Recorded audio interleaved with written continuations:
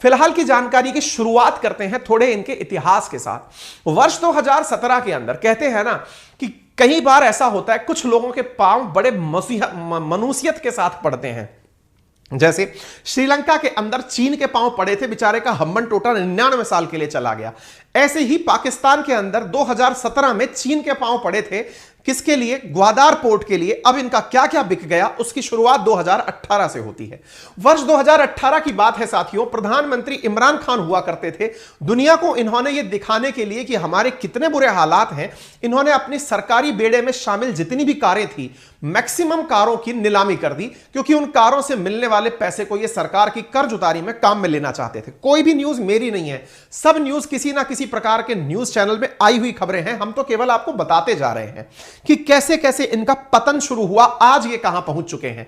इसी बीच में इनकी इकोनॉमिक हालात को देखते हुए पाकिस्तान ने अपने द्वारा अपना जो सबसे बड़ा पार्क है वो तक गिरवी रख दिया। और आपने गिरवी के अंदर ये खबर हमने कराई भी थी आपको, 2021 में इन्होंने अपना एक पार्क गिरवी करके विदेशों से पैसा उठा लिया। इतना ही नहीं, इनकी कैबिनेट ने यह अलाउ किया कि हम आने वाले समय में अपने एयरपोर्ट्स भी दुनिया के पास गिरवी रख देंगे। और ऐसी स्थिति में सुकूक बॉन्ड की व्यथा लेकर के निकले। खैर, ये आगे निकले भाई साहब। इनके जो भाई साहब दूसरे वाले जो प्रधानमंत्री फिलहाल हैं, शहबाज शरीफ, उन्हें लगा बहुत सही खेल रहे हो बेटा, तुम जो है हर चीज बेचे जा रहे हो, तुमसे अच्छा बेचना तो हम जानते हैं। बोले क्यों?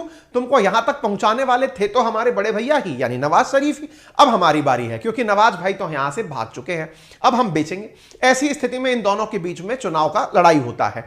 चुनाव नहीं होता है, बस सांसद खरीद लिए जाते हैं। बिकने के लिए पूरा देश तैयार है तो सांसद काहे नहीं बिकेंगे, बिक जाते हैं साहब। और ऐसी स्थिति में बन जाती है सरकार शहबाज शरीफ की, यानी कि बिना चुनाव के ही सत्ता परिवर्तन होता है। शहबाज शरीफ प्रधानमंत्री बनकर के प्रकट होते हैं। इनने कहा बेचने में तुमने भले ही महारत हासिल कर ली हो, तुम बेच रहे थे तो हम तुम्हारे खिलाफ प्रचार कर रहे थे, कह रहे थे कि हाय इन्होंने ये बेच दिया, ये बेच दिया, ये बेच दिया। अब हम इसको पूरी तरह से ऑथेंटिकेट तरीके से बेचेंगे, हमको इसमें पूरी महारत हासिल है। बोले कैसे बेचोगे? बोले आओ।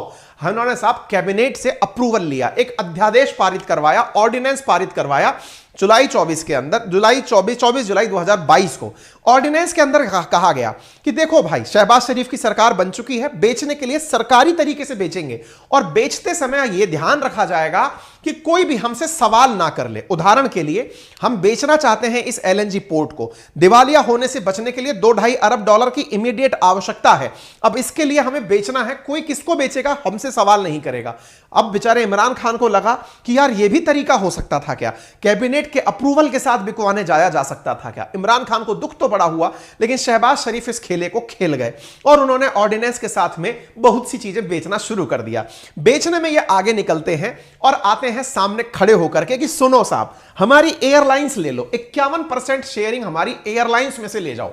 भाई साहब 51% इन्होंने पाकिस्तान की जो गवर्नमेंट के द्वारा जो पाकिस्तान की इंटरनेशनल एयरलाइंस चलती है उसका 51% दुनिया के देशों को बेचने के लिए दे दिया। इन्होंने कहा एक हमारी होटल है रूजवेल्ट होटल, न्यूयॉर्क के अंदर है, उसको भी आप लोग ले लो। दुनिया वालों हमको तो केवल पैसा दे दो, जो चाहिए ले लो। तो भाई साहब इनकी एक होटल है जो कभी ना कभी इन्होंने खरीद ली थी, वो भी बिकवाली पर शहबाज शरीफ ने लगा दी। यानी अब एक तरीके से पाकिस्तान की जनता अपने आप को ठगा हुआ महसूस कर रही है कि हमने कौन सा अच्छा बेचने वाला प्रधानमंत्री बनाया है।